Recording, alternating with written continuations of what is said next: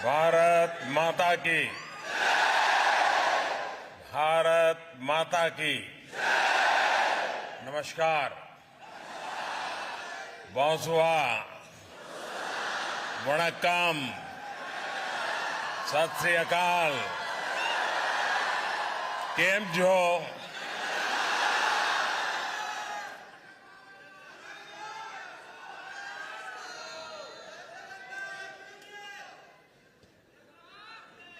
आज का ये नजारा, ये दृश्य अपने आप में अद्भुत है।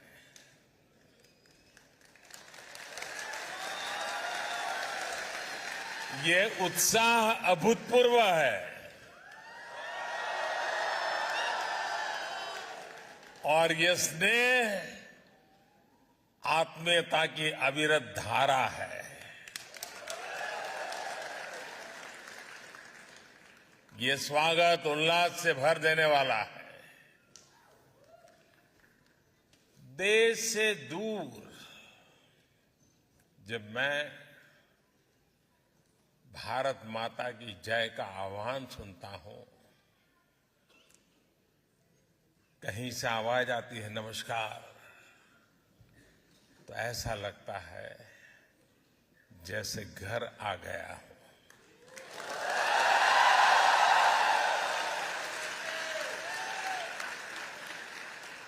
और हम भारतीय जहां भी जाते हैं एक मिनी इंडिया जरूर बना लेते हैं।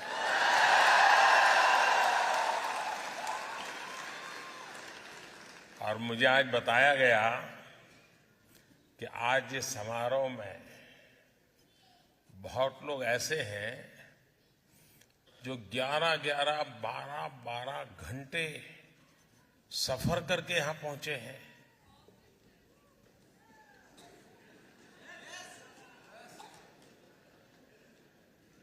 इससे बड़ा प्यार क्या हो सकता है जी?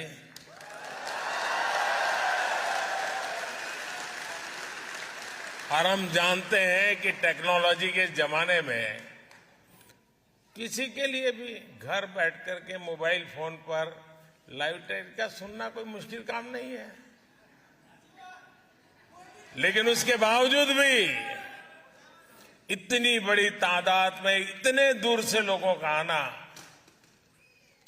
समय निकाल करके आना, और मेरे लिए तो ये एक बहुत बड़ा सौभाग्य का अवसर है कि मुझे आप सबके दर्शन करने का अवसर मिला है।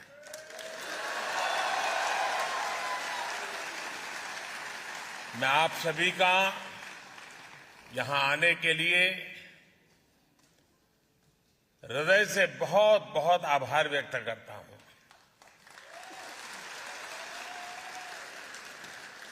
साथियों, मैं इससे पहले भी कई बार फ्रांस आ चुका हूं, लेकिन इस बार मेरा फ्रांस आना और भी विशेष है। कल फ्रांस का नेशनल डे है। मैं फ्रांस की जनता को बहुत बहुत बधाई देता हूं।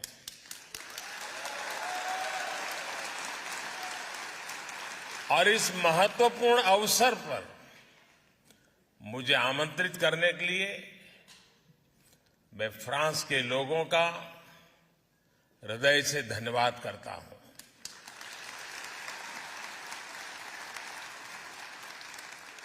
आज दिन में प्राइम मिनिस्टर एलिजाबेथ बॉर्न मुझे एयरपोर्ट पर रिसीव करने आई थी।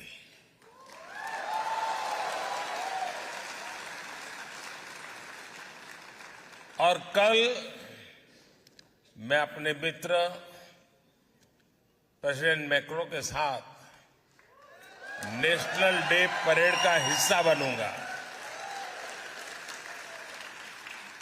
ये आत्मीयता सिर्फ दो देशों के नेताओं के बीच नहीं है, बल्कि ये भारत फ्रांस की अटूट दोस्ती का प्रतिबिंब है, रिफ्लेक्शन है।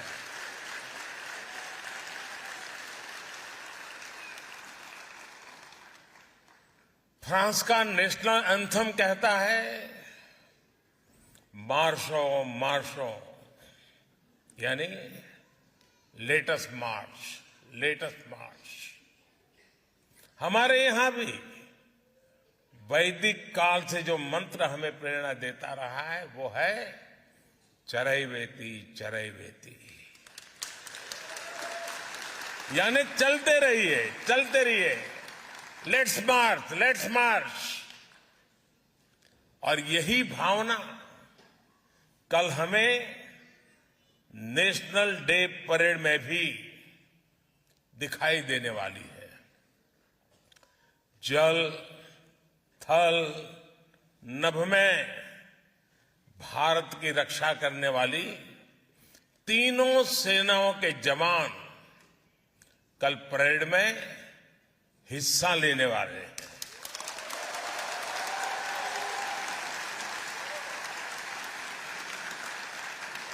और ये जो संघ है ना,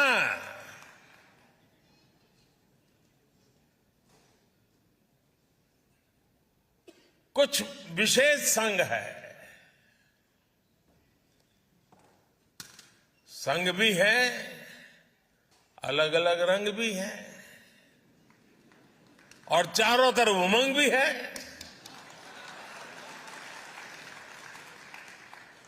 ये वाकई अद्भुत है। भारत फ्रांस की स्ट्रेटेजिक पार्टनरशिप के 25 साल के उत्सव का इससे बेहतर तरीका और क्या हो सकता है। साथियों, आज दुनिया नए वर्ल्ड ऑर्डर की तरफ बढ़ रही है। भारत का सामर्थ्य और भारत की भूमिका बहुत तेजी से बदल रही है। भारत इस समय G20 का प्रेसिडेंट है।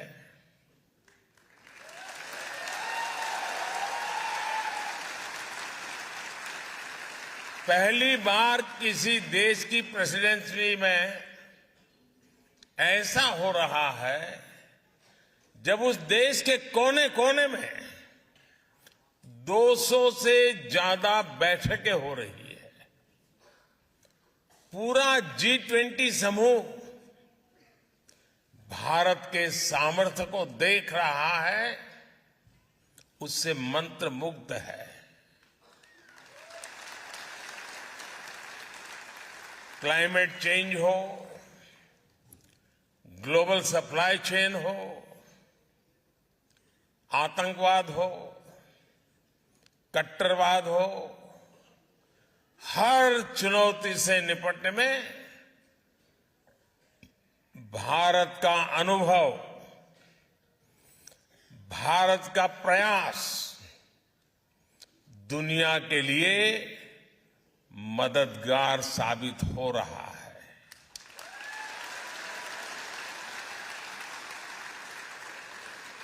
भारत कहता है, एकम सत विप्रः बहुधा वदन्ति, यानी सत्य एक ही है, उसको व्यक्त करने के तरीके अलग अलग हो सकते हैं। भारत कहता है, आत्मवत् सर्वभूतेषु, यानी जो करुणा, जो आत्मीयता हम अपने लिए दिखाते हैं, वही हमें दूसरों को भी दिखानी चाहिए। भारत कहता है, संगच्छध्वम् संवदध्वम् संवो मनांसि जानता, यानी हम सब एक साथ चले, एक साथ बोले, हमारे मन एक हो। और भारत कहता है, वसुधैव कुटुंबकम, यानी पूरा विश्व एक परिवार है। इसी भावना को लेकर हम एक बेहतर समाज, एक बेहतर दुनिया का निर्माण कर सकते हैं। इसी भावना के साथ भारत और फ्रांस 21वीं सदी की अनेक चुनौतियों से निपट रहे हैं। इसलिए इस अहम समय में फ्रांस भारत के बीच की स्ट्रेटेजिक पार्टनरशिप का महत्व और ज्यादा बढ़ गया है। और आप जानते हैं कि भारत फ्रांस की इस पार्टनरशिप को कौन लगातार मजबूत कर रहा है? कौन इसे मजबूत कर रहा है? कौन कर रहा है? कौन कर रहा है? कौन दोनों देशों के संबंधों को नया आयाम दे रहा है? आपका जवाब सही नहीं है। ये मोदी नहीं कर रहा है।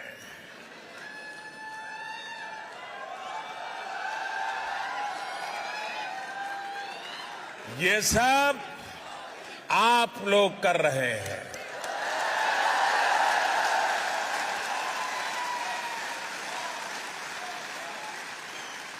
हमारा पीपल टू पीपल कनेक्ट दोनों देशों को लोगों के बीच आपसी विश्वास इस साझेदारी का सबसे मजबूत आधार है।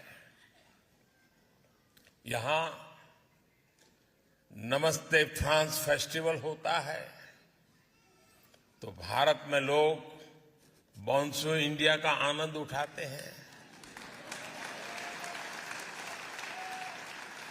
हम दोनों देशों की हेरिटेज हो या हिस्ट्री, आर्ट हो या एस्थेटिक्स, क्राफ्ट हो या क्रिएटिविटी, कुजीन हो या कल्चर, फैशन हो या फिल्म, ये सब हमें जोड़ते हैं। ये सब हमें साथ लाते हैं। फ्रांस के फुटबॉलर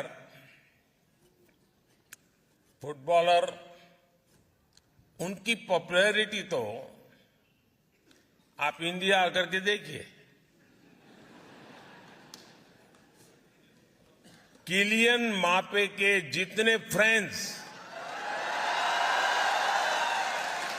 फ्रांस में नहीं होंगे, उससे ज्यादा वो भारत के युवाओं में सुपरहिट है।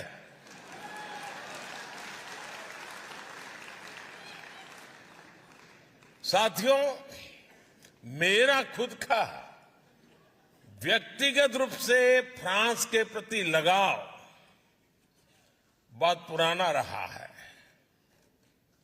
और मैं उसे कभी भूल नहीं सकता।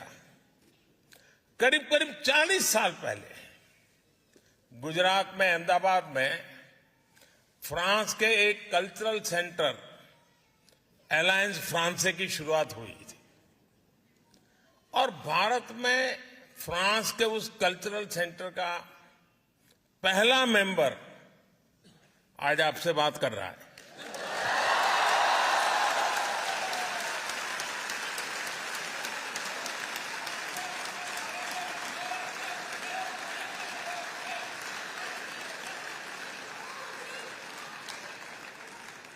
और मजा इस बात की है कि कुछ साल पहले फ्रांस सरकार ने पुराने रिकॉर्ड में से मेरा वहां का आई कार्ड वो निकालकर उसका जेरोक्स मुझे दिया था और वो उपहार मेरे लिए आज भी अनमोल है। साथियों, भारत और फ्रांस के ऐतिहासिक रिश्तों पर कहने के लिए मेरे पास इतना कुछ है, बहुत लंबा समय निकल जाएगा। फिर आपका क्या होगा?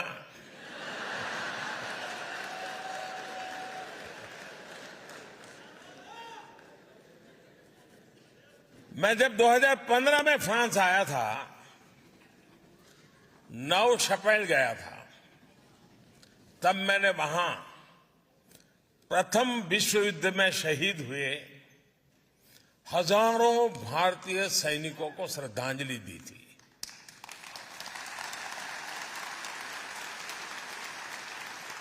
100 साल पहले ये भारतीय सैनिक फ्रांस के गौरव की रक्षा करते हुए, अपना कर्तव्य निभाते हुए फ्रांस की धरती पर शहीद हुए थे।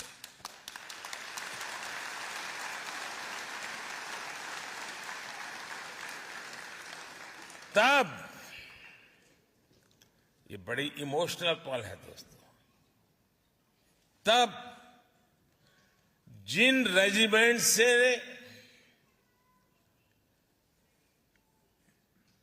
उन जवानों ने, उस रेजिमेंट के जवानों ने यहां युद्ध में हिस्सा लिया, उन्हीं में से एक पंजाब रेजिमेंट कल यहां नेशनल डे परेड में हिस्सा लेने जा रहे हैं।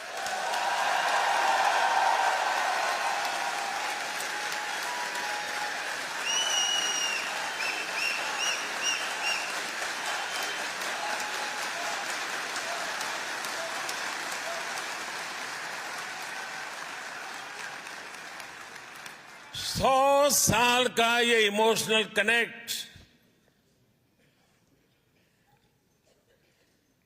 सर्वोच्च बलिदान देने की परंपरा किसी की भलाई के लिए, ये कितनी बड़ी प्रेरणा है दोस्तों। कौन हिंदुस्तानी होगा जिसको इस बात का गर्व न हो।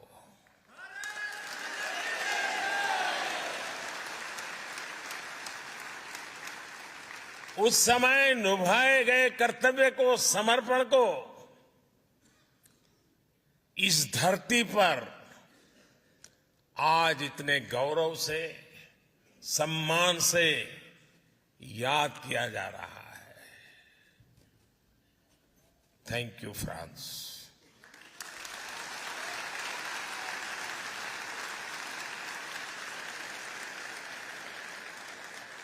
मुझे विश्वास है आज आप भारत फ्रांस के संबंधों को मजबूत बनाने के लिए जो कुछ कर रहे हैं, उस योगदान को मैं आपको बता रहा हूं, आपके लिए कह रहा हूं। आज आप जो कर रहे हैं,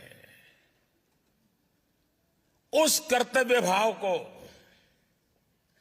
इतिहास में स्वर्ण अक्षरों में लिखा जाएगा।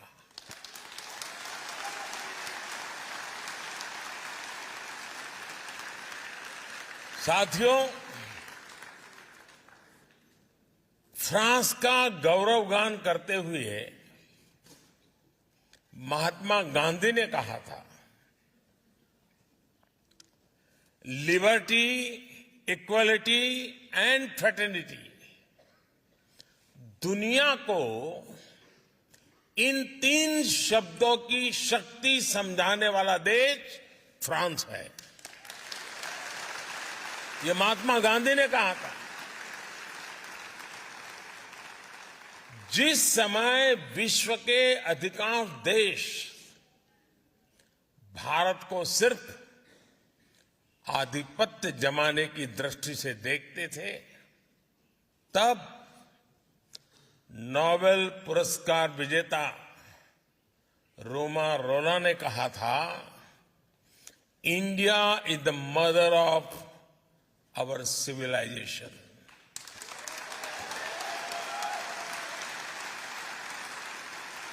भारत का हजारों वर्ष पुराना इतिहास, भारत का अनुभव विश्व कल्याण के लिए भारत के प्रयासों का दायरा बहुत बड़ा है। भारत मदर ऑफ डेमोक्रेसी है और भारत मॉडल ऑफ डाइवर्सिटी भी है। ये हमारी बहुत बड़ी शक्ति है, बहुत बड़ी ताकत है। मैं आपको एक उदाहरण देता हूं, एक एग्जाम्पल देना चाहता हूं। साथियों, हमारे यहां कहावत है कि कोस कोस पर बदले पानी, 4 कोस पर वाणी। यानी हर कुछ दूरी पर भारत में पानी का स्वाद बदल जाता है और वाणी यानी लैंग्वेज भी बदल जाती है। भारत में 100 से ज्यादा भाषाएं हैं, 1000 से ज्यादा बोलियां हैं। इन 100 से ज्यादा भाषाओं में हर रोज 32,000 अलग अलग न्यूज़पेपर छपा करते हैं।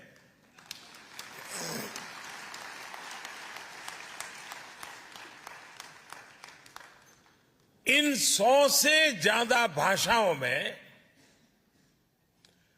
900 से ज्यादा न्यूज ब्रॉडकास्ट यानी चैनल्स पर, टीवी पर न्यूज ब्रॉडकास्ट होते हैं।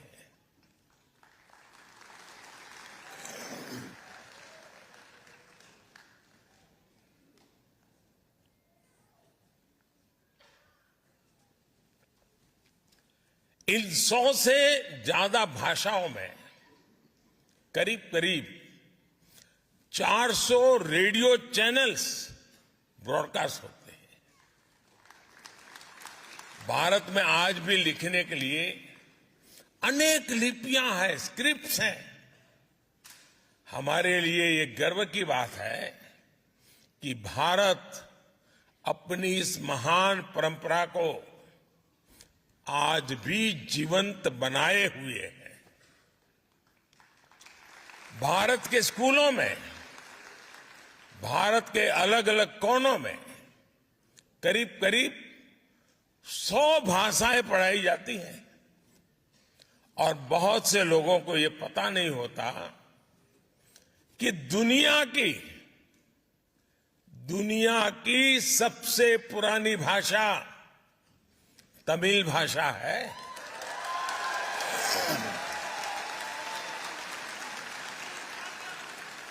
और इससे बड़ा गर्व क्या हो सकता है कि दुनिया की सबसे पुरानी तमिल भाषा भारत की भाषा है, हम भारतीयों की भाषा है।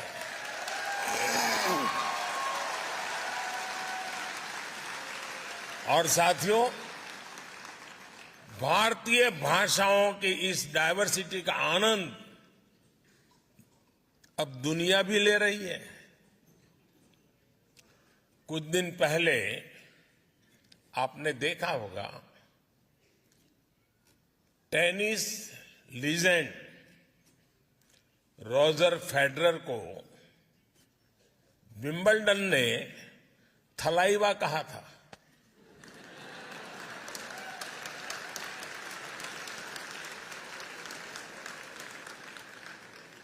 यही डायवर्सिटी हमारे लोकतंत्र की सबसे बड़ी ताकत है।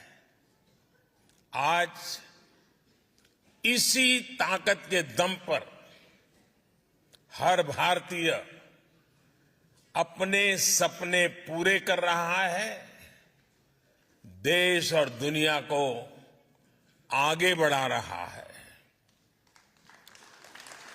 आज कौन ये सुनकर गर्व से नहीं भर जाएगा कि भारत 10 साल में दुनिया की 10वीं से 5वीं बड़ी इकोनॉमी बन गया।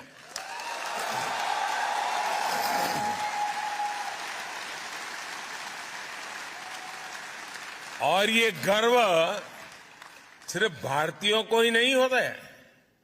आज पूरी दुनिया ये विश्वास करने लगी है कि भारत को $5 ट्रिलियन इकोनॉमी बनने में देर नहीं लगेगी।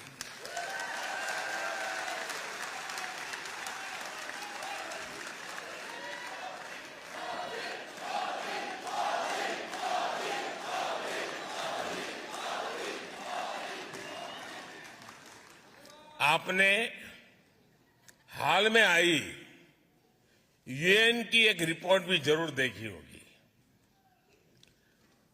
उस रिपोर्ट में यूएन कहता है सिर्फ 10-15 साल के भीतर ही भारत ने 415 मिलियन यानी लगभग 42 करोड़ देशवासियों को 42 करोड़ देशवासियों को गरीबी रेखा से बाहर निकाला है।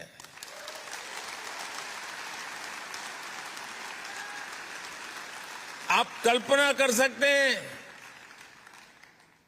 415 मिलियन 415 मिलियन यानी ये पूरे यूरोप की पॉपुलेशन से भी ज्यादा है।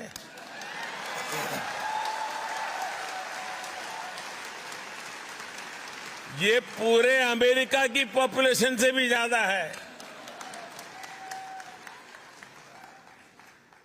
आईएमएफ की भी एक स्टडी कहती है कि भारत में एक्सट्रीम पॉवर्टी अब खत्म होने के कगार पर है।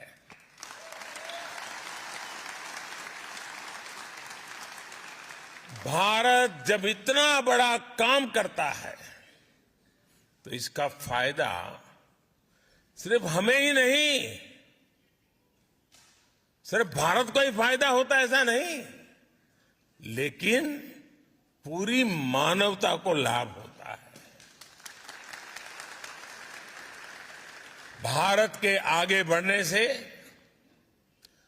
दुनिया के डेवलपमेंट पैरामीटर्स बदलते हैं, उनमें सुधार में एक उछाल आ जाता है और दुनिया के दूसरे गरीब देशों को भी विश्वास आता है कि हां, हालात बदल सकते हैं, गरीबी दूर हो सकती है। साथियों, फ्रांस की ये धरती इस बात की गवाह है कि किसी भी देश में परिवर्तन के पीछे परिश्रम होता है, उस देश के नागरिकों का पसीना होता है। भारत की धरती भी आज एक बड़े परिवर्तन का गवाह बन रही है। इस परिवर्तन की कमान भारत के नागरिकों के पास है, भारत की बहनों बेटियों के पास है, भारत के युवाओं के पास है।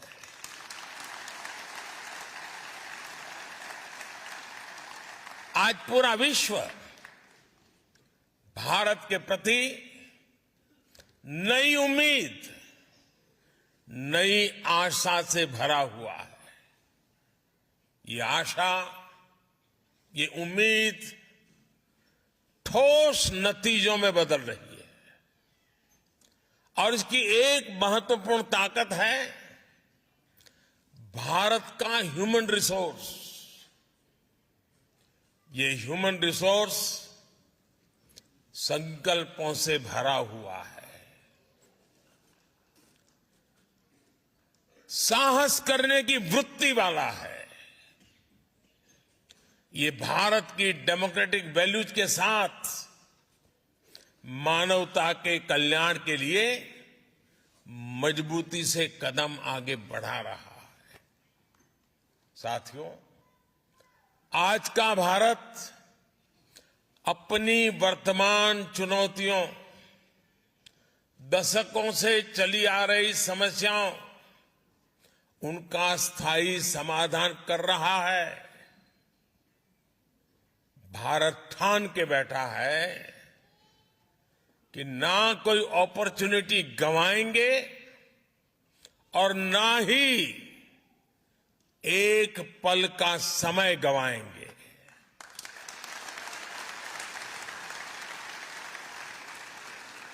हम पूरी ताकत से देश के भविष्य को उज्जवल बनाने, आने वाली पीढ़ियों के भविष्य को उज्जवल बनाने में जुटे हैं। और मेरे साथियों, मैं आपको कहना चाहता हूं, मेरी तरफ से कहना चाहता हूं, मैं भी संकल्प लेकर के निकला हूं।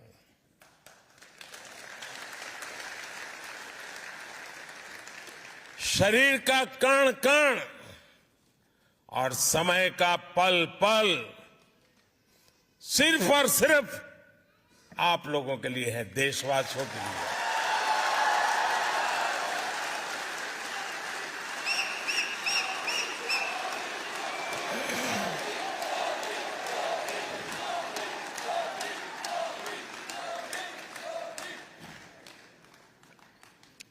साथियों, आज टेक्नोलॉजी के प्रभाव को हम पल पल महसूस करते हैं। दुनिया टेक्नोलॉजी ड्रिवन है।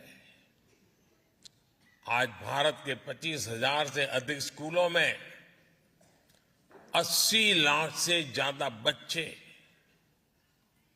अटल टिंकरिंग लैब्स में इनोवेशन की एबीसीडी सीख रहे हैं। हमने 21वीं सदी की आधुनिक जरूरतों को देखते हुए नई नेशनल एजुकेशन पॉलिसी लागू की है।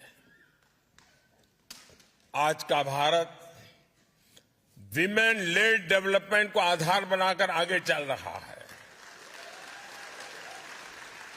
और ऐसा नहीं है कि भारत में सिर्फ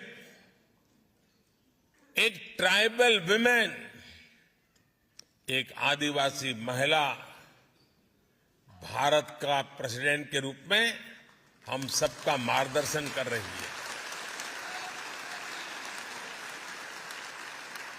हमारा नेतृत्व कर रही है। आज भारत में लड़कियां भी हर सेक्टर में लीडरशिप की भूमिका में दिख रही है। हायर एजुकेशन में गर्ल्स एनरोलमेंट लगातार बढ़ रहा है और मुझे खुशी है कि यहां नेशनल डे परेड में हिस्सा लेने आए दस्ते में कई विमेन ऑफिसर्स हैं, विमेन पायलट शामिल है।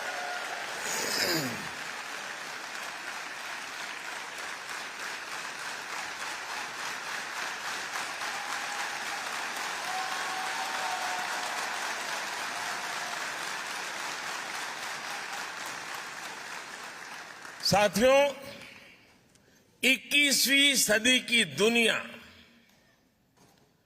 टेक्नोलॉजी और टैलेंट के दम पर ही आगे बढ़ेगी।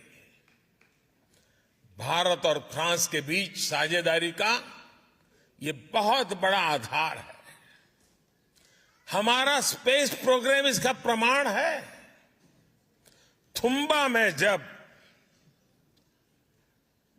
साउडिंग रॉकेट स्टेशन के निर्माण की बात आई तो फ्रांस ही था जो मदद के लिए आगे आया।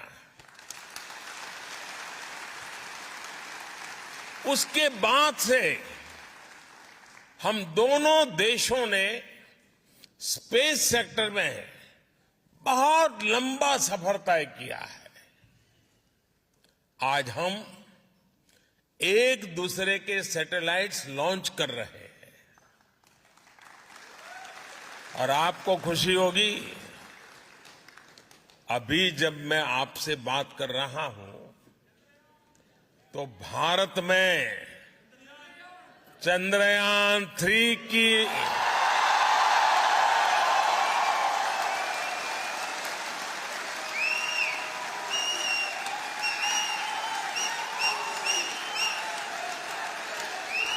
चंद्रयान-3 की लॉन्चिंग के लिए रिवर्स काउंटिंग की गूंज सुनाई दे रही है। कुछ ही घंटों बाद भारत के श्रीहरिकोटा से ये ऐतिहासिक लॉन्च होने जा रहा है। साथियों, स्पेस की तरह ही ऐसे अनेक सेक्टर्स हैं जिसमें भारत और फ्रांस की पार्टनरशिप दुनिया को नई दिशा देने में मदद कर सकती है। इंटरनेशनल सोलर अलायंस दुनिया को बहुत कुछ देने का सामर्थ्य रखता है। अब ऐसी पार्टनरशिप हम clean energy, critical and strategic technologies, clean transportation, electronics and communications, circular economy, health and nutrition, ऐसे कई सेक्टर में, हर सेक्टर में सशक्त करने का काम साथ मिलकर कर रहे हैं। बहुत कम लोगों को पता होगा, भारत और फ्रांस मिलकर बहुत लंबे समय से आर्कियोलॉजिकल मिशन पर भी काम कर रहे हैं और इसका विस्तार चंडीगढ़ से लेकर लद्दाख तक फैला हुआ है। साथियों, भारत फ्रांस पार्टनरशिप को मजबूत करने वाला एक और सेक्टर है डिजिटल इंफ्रास्ट्रक्चर। ये इंडस्ट्री 4.0 उसका भी बहुत बड़ा आधार है। आज दुनिया का, और आपको जरूर गर्व होगा ये सुन करके, आज दुनिया का 46% real time digital transaction Bharat में होता है।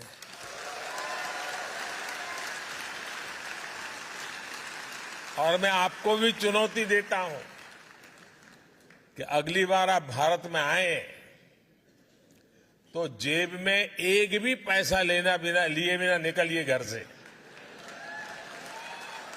खाली जेब,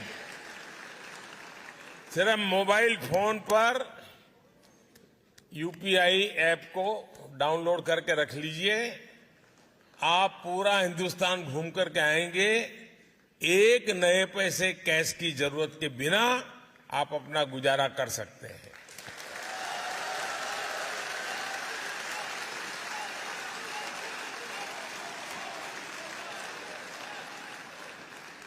आज भारत में banking service 24/7 any time anywhere लोगों की फिंगर टिप पर है।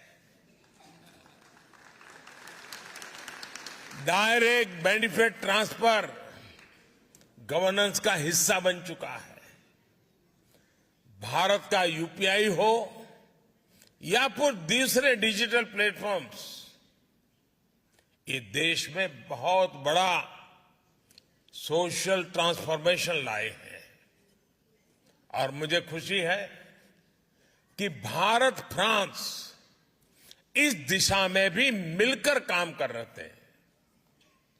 फ्रांस में भारत के यूपीआई के उपयोग को लेकर भी समझौता हो गया है।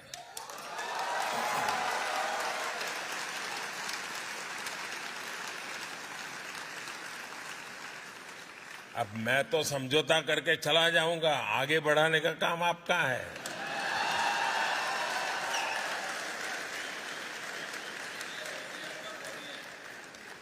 साथियों, आने वाले दिनों में इसकी शुरुआत आईफेल टावर से की जाएगी। यानी अब भारतीय टूरिस्ट मोबाइल ऐप के जरिए आईफेल टावर में रुपये में भुगतान कर पाएगा।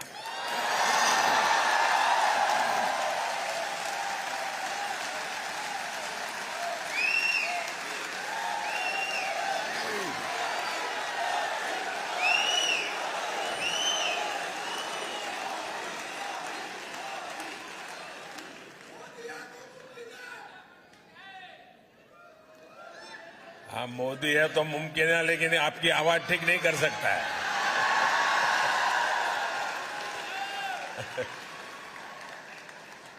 साथियों, अब से कुछ देर बाद यहां, यानी कुछ हफ्ते महीने लग सकते हैं, यहां सरजी प्रीफेक्चर में भारत के महान संत तिरुवल्लुवर जी की प्रतिमा स्थापित की जा रही है।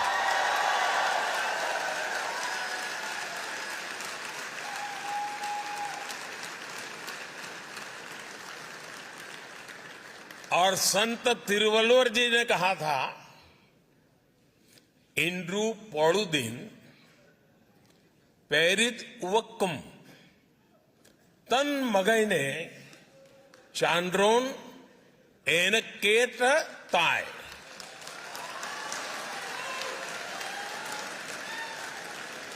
तमिल भाषी वाले मित्र तो समझ गए, लेकिन औरों को बताता हूं।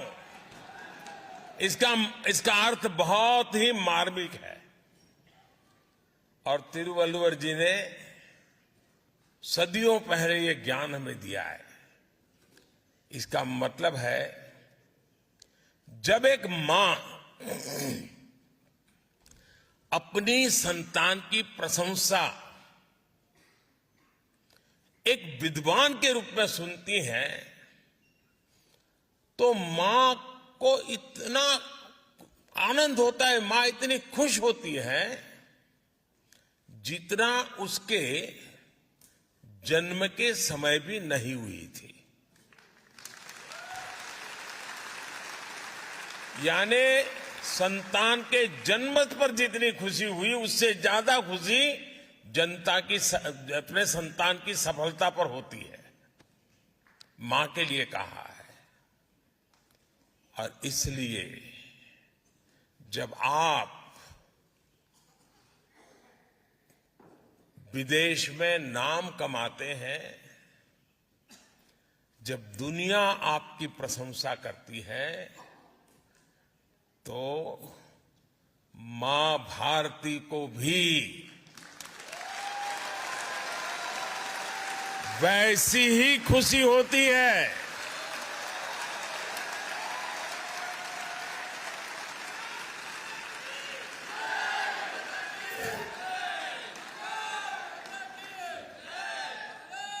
विदेशी धरती पर मां भारती को अपने हृदय में रखने वाली मां भारती के हर संतान को मैं भारत का ब्रांड एम्बेसडर मानता हूं। आप भारत के राष्ट्रदूत हैं। मैं जानता हूं कि भारतीय कहीं भी रहे, लेकिन अपना दिल भारत के लिए भी धड़कता है।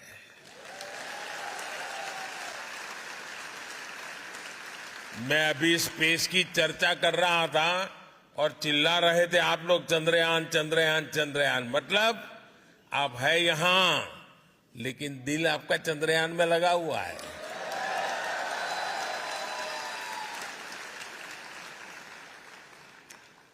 इसलिए ही फ्रांस सहित पूरी दुनिया में फैला हुआ हमारा जो इंडियन डायस्पोरा है,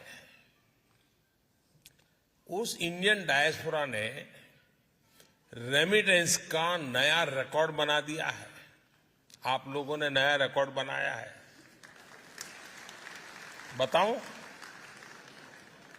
आपको? आपको पता नहीं है ना? हाँ। कोई बात नहीं, आपके पराक्रम के गीत भी मैं गाता रहता हूं।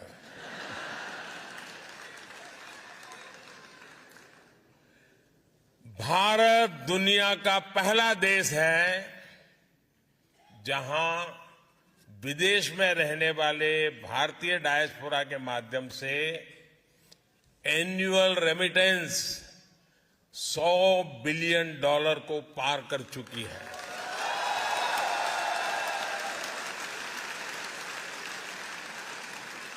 और खुशी की बात है कि आपका ये योगदान निरंतर बढ़ रहा है।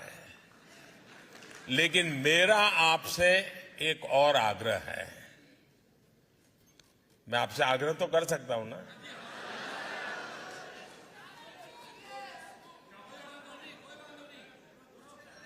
कहने में क्या जाता है? मोदी थोड़ा पूछने के लिए आने वाला है। मेरा आपसे आग्रह है,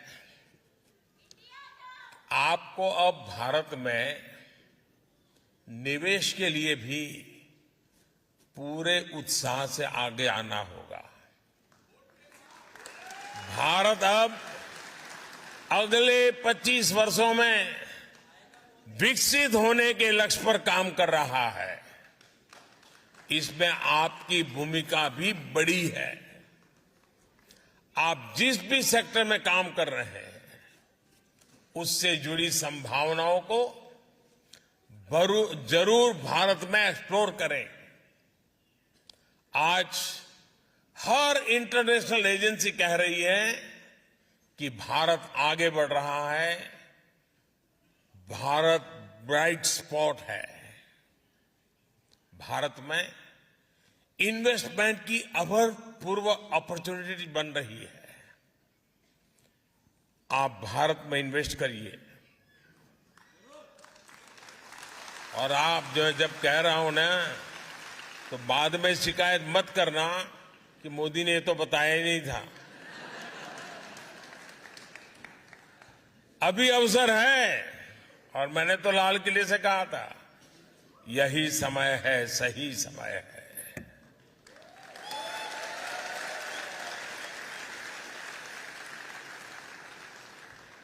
और जो पल जल्दी पहुंचेगा वो ज्यादा लाभ उठाएगा, जो देर से आएगा वो इंतजार करेगा। अब मौका लेना, कितना जल्दी लेना है, आप पर मैं छोड़ देता हूं। साथियों, इसलिए आइए और भारत में निवेश करिए। भारत सरकार विदेशों में बसे या काम कर रहे भारतीयों की सुविधा और सुरक्षा, इसके लिए भी पूरी तरह कमिटेड है।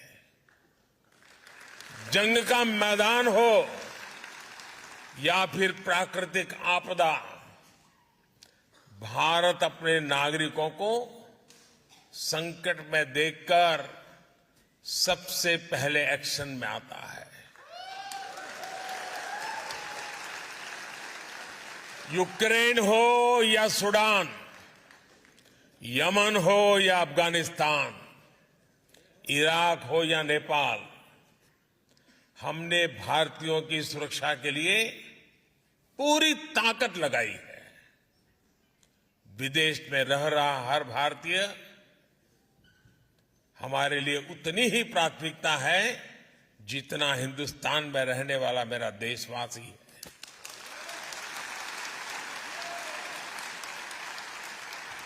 कुछ वर्ष पहले जब नीति आयोग बना,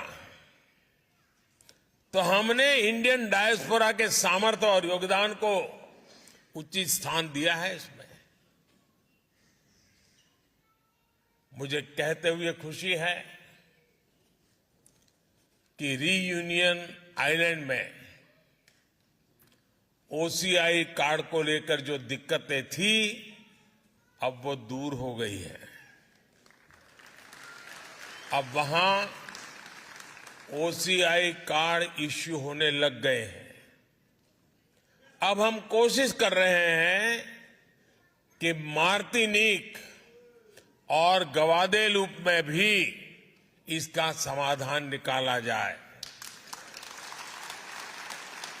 साथियों, फ्रांस सहित अनेक देशों में अनेक साथी ऐसे हैं जो एकेडमिक से जुड़े हैं, रिसर्च से जुड़े हैं, टीचर है, प्रोफेसर्स हैं। मैं जब विदेश में ऐसे एकेडमिशियंस और प्रोफेशनल से मिलता हूं तो वो भी अक्सर कहते हैं कि उनके पास जो अनुभव है, ज्ञान है, एक्सपीरियंस है, उसे भारत के साथ कैसे जोड़ सकते हैं। और मैं आपको एक खुशखबरी देता हूं, इनकी इस इच्छा को भी हमने मान रखा है। ऐसे साथियों के लिए भारत के इंस्टीट्यूशंस में पढ़ाना अब आसान किया गया है।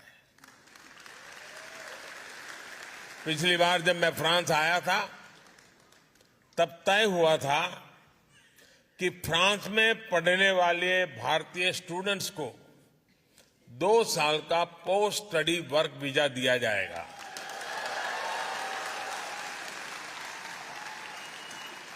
अब ये भी निर्णय लिया गया है कि फ्रांस में मास्टर्स करने वाले भारतीयों को 5 साल का long term post study visa दिया जाएगा।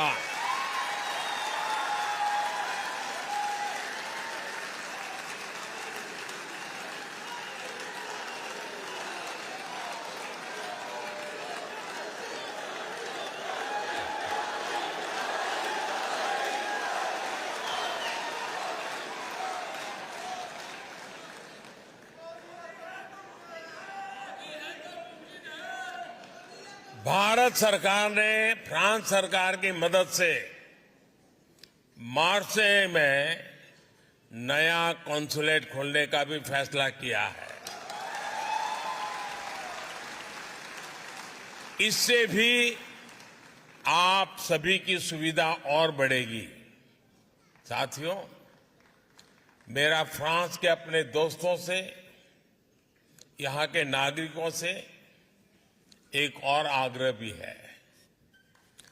भारत इतना विशाल है,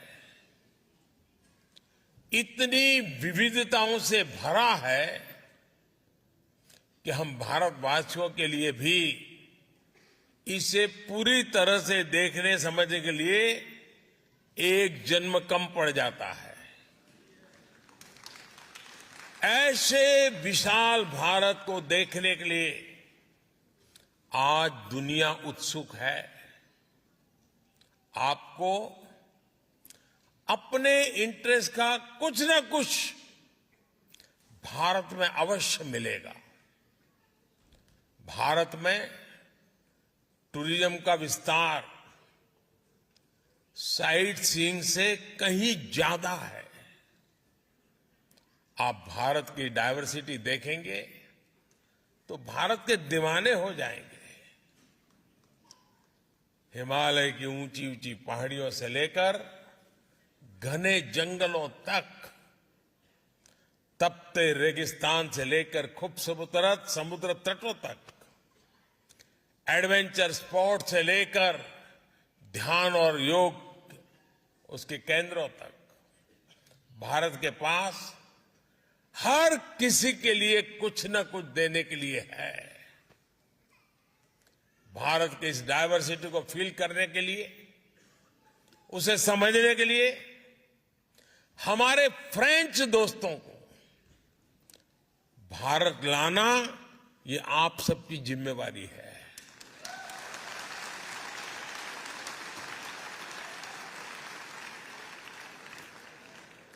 आप जितनी ज्यादा मदद उनकी करोगे वो ज्यादा आएंगे। मेरे भारत के आप मेरे भाई बहन, मेरे इंडियन डायस्पोरा इस काम को बखूबी कर सकते हैं।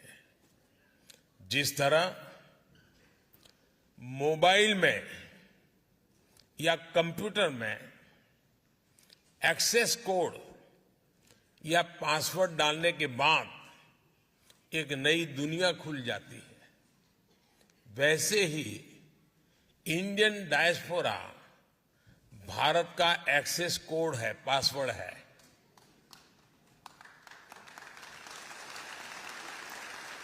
भारत में टूरिज्म बढ़े, इसे भी आप अपना मिशन बनाइए। भारत आने का मतलब है हजारों साल की विरासत का अनुभव करना, इतिहास का अनुभव करना। आप भारत आएंगे तो भारत की विरासत के साथ साथ ही विकास की भी गति देखेंगे। साथियों,